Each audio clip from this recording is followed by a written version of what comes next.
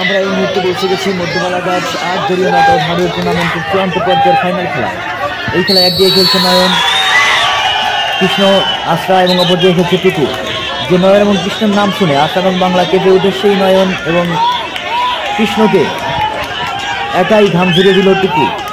নয়ন এবং কৃষ্ণকে এক গেমে পিছনে ফেলে দিল। দেখা যাক পরবর্তীতে কি হয়।